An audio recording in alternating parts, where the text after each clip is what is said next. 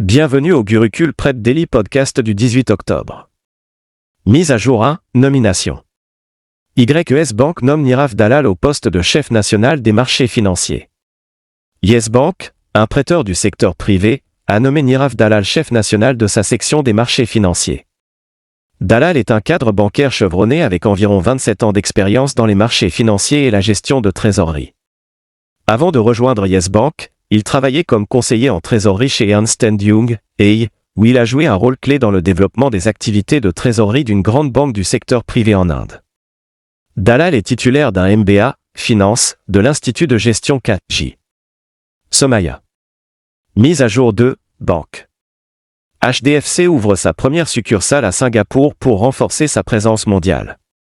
Le prêteur privé HDFC Bank a ouvert sa première succursale à Singapour, fournissant des services bancaires dans le pays. HDFC Bank continuera d'offrir des services administratifs liés aux prêts aux Indiens non résidents, NRIs, à Singapour cherchant à obtenir des prêts immobiliers et à acheter des propriétés en Inde grâce à sa nouvelle succursale. La succursale a été inaugurée par Rakesh Singh, chef de groupe, Banque internationale, banque d'investissement, banque privée, écosystème numérique et BAS, en présence de M. Gaurav Khandelwal, PDG de HDFC Bank, Singapour, et d'autres cadres supérieurs de la banque. Mise à jour 3, livre.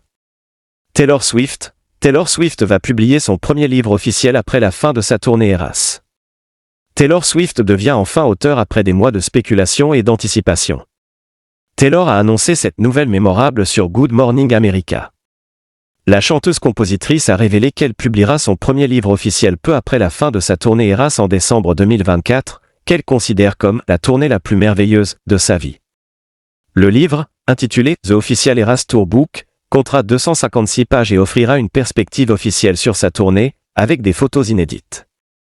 Mise à jour 4, économie. BEML obtient un contrat pour les premiers trains à grande vitesse indigènes de l'Inde.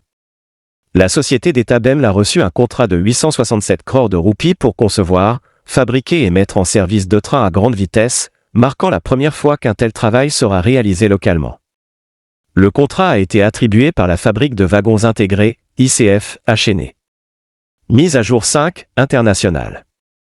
Les États-Unis envoient le système de défense antimissile THAAD à Israël. Alors qu'Israël fait face à des critiques croissantes pour ses attaques contre les casques bleus de l'ONU au Liban, les États-Unis ont annoncé l'envoi de leur puissant système de défense antimissile THAAD, ainsi que des troupes pour l'opérer, en Israël. Le système THAAD, Terminal High Altitude Area Defense, est conçu pour intercepter et détruire les missiles hostiles. Mise à jour 6, internationale. L'Organisation mondiale de la santé obtient un financement de $1 milliard pour les années à venir. L'Organisation mondiale de la santé, OMS, a reçu $1 milliard en engagement pour son prochain budget 2025 à 2028, avec de nouveaux engagements financiers de gouvernements européens et d'organisations, représentant $700 millions. Mise à jour 7, nationale. Le ministre des Affaires étrangères Jaishankar lance le portail Migrate pour garantir des voyages sûrs à l'étranger. Le Dr S. Jaishankar, ministre des Affaires étrangères, a lancé la version 2.0 du portail web et de l'application mobile Migrate à Delhi. Mise à jour 8, nationale.